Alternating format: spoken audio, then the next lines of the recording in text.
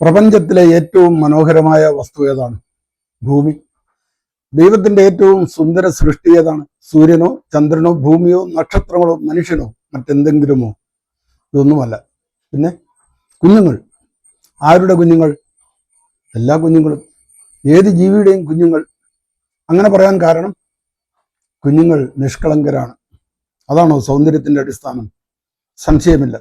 നിഷ്കളങ്കതയാണ് സൗന്ദര്യത്തിന്റെ മുഖമുദ്ര. നൈർമല്യമല്ലാതെ മറ്റെന്താണ് സൗന്ദര്യം?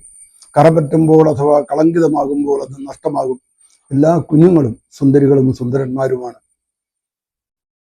കുറച്ചു കാലം മുൻപ് ഞാൻ എഴുതിയ പ്രണയം ജീവിതം എന്ന നീണ്ട ലേഖനത്തിന്റെ തുടക്കത്തിലെ ഏതാനും വാക്യങ്ങളാണ് ഇപ്പോൾ പറഞ്ഞത്. അതിന്റെ ലിങ്ക് കമന്റ് ബോക്സിൽ കൊടുക്കുന്നുണ്ട്, വായിക്കണം. ഏറ്റവും നിഷ്കളങ്കരും നിസ്സഹായരുമായ കുഞ്ഞുങ്ങളെ നോവിക്കുന്നതാണ് ഏറ്റവും നികൃഷ്ടവും നീചവുമായ കുറ്റം. അതൊരു മഹാപാപമാണ്. എതിർക്കാനോ പ്രതികരിക്കാനോ കഴിയാത്തവരുടെ മേലുള്ള ശക്തി പ്രകടനവും പീഡനവും ശക്തിയുടെ പ്രകടനമല്ല, ഭീരുത്വമാണ്, കാടത്തമാണ്. നേരെ നിൽക്കാൻ പോലും ശേഷിയില്ലാത്ത അട്ടപ്പാടിയിലെ മധുവിനോട് ആൾക്കൂട്ടം ചെയ്തത് അതായിരുന്നു. എന്നെ ഏറ്റവും വേദനിപ്പിക്കുന്ന കാഴ്ച കുഞ്ഞുങ്ങളുടെ കണ്ണീരാണ്, അവരുടെ നിലവിളിയാണ്. കളിക്കുമ്പോൾ വീണിട്ടോ ഭക്ഷണം വൈകുമ്പോൾ വിശന്നിട്ടോ ഉള്ള കരച്ചിലല്ല, മറ്റാരെങ്കിലും നോവിച്ചിട്ടുള്ള, ആരെയോ പേടിച്ചിട്ടുള്ള നിസ്സഹായമായ കരച്ചിൽ, കുഞ്ഞു നിലവിളി.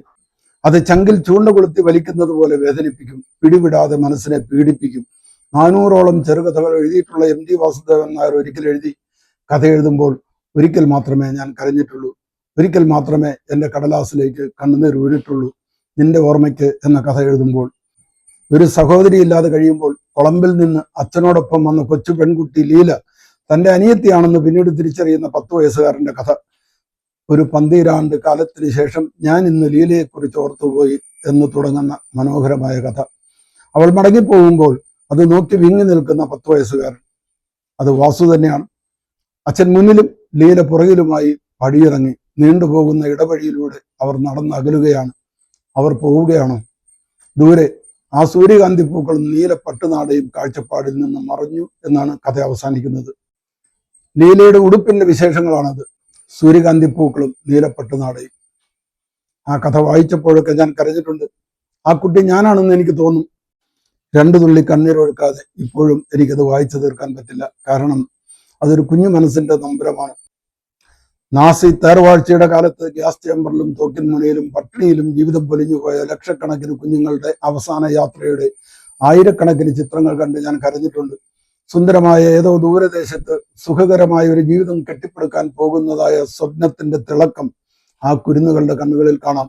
അടുത്ത നിമിഷം തങ്ങൾ എത്തുന്നത് കൊലയറയിലാണ് എന്നറിയാതുള്ള അവരുടെ നടപ്പും നോട്ടവും നമ്മുടെ നെഞ്ചകം പൊള്ളിക്കും. ഓഷ്വിറ്റ്സിലെ തടവറയിൽ കൂറ്റൻ മുറികളിൽ കൂട്ടിയിട്ടിരിക്കുന്ന കുഞ്ഞുടുപ്പുകളും ചെരുപ്പുകളും കളിപ്പാട്ടങ്ങളും കണ്ട് ഞാൻ മരവിച്ചു നിന്നിട്ടുണ്ട്. കണ്ണു നിറഞ്ഞൊഴുകിയിട്ടുണ്ട്.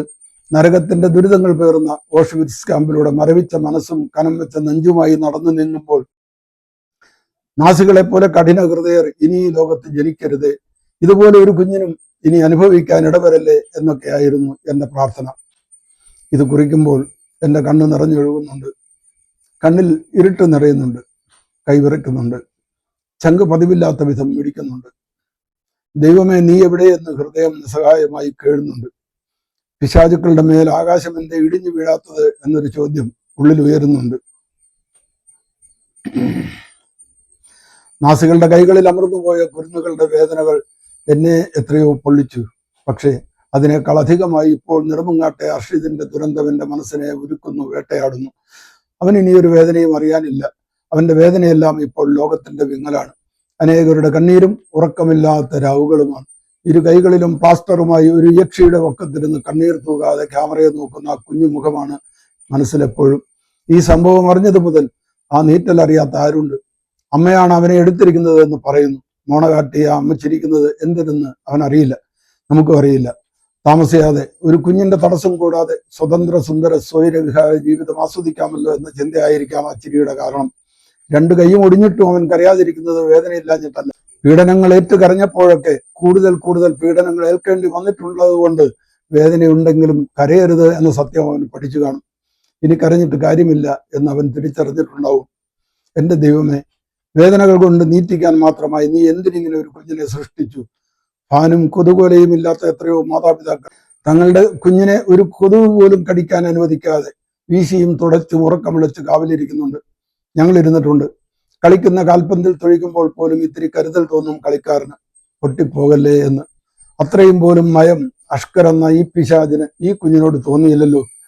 കാൽക്കീഴിൽ അമർന്നു പോകുന്നത് നിലവിളിക്കാൻ പോലും കഴിയാത്ത ഒരു കുരുന്നു ജീവനാണല്ലോ എന്നൊരു വെളിച്ചം അവന്റെ തലയിൽ നീ വീശിയില്ലല്ലോ ദൈവമേ. ആദ്യ ഭാര്യ ആമിനയെ അവൻ ദീർഘകാലം പീഡിപ്പിച്ചപ്പോൾ തടയാത്ത അവന്റെ വീട്ടുകാരും നിരന്തരം പരാതികൾ കൊടുത്തിട്ടും നടപടിയെടുക്കാത്ത പോലീസുകാരും ഈ അരുങ്കൊലയിൽ കുറ്റക്കാരാണ്. ആമിനയുടെ ഈ മുഖം കണ്ടിട്ട് എന്തു തോന്നുന്നു? ഇത്രയും സൗന്ദര്യവും ആരോഗ്യവുമുള്ള യുവതിയെ മർദ്ദിച്ച് പീഡിപ്പിച്ച് ജീവച്ഛവമാക്കിയ അവനോടൊപ്പം പുതിയൊരു ജീവിതം ഉണ്ടാക്കാൻ ഇറങ്ങിയ അഖിലയെയും, ആമിനയെപ്പോലൊരു സുന്ദരിയെ കൊല്ലാക്കൊല ചെയ്തിട്ട് ഇതുപോലൊരു കോലത്തെ, അങ്ങനെ പറയേണ്ടി വരുന്നതിൽ ഖേദിക്കുന്നു.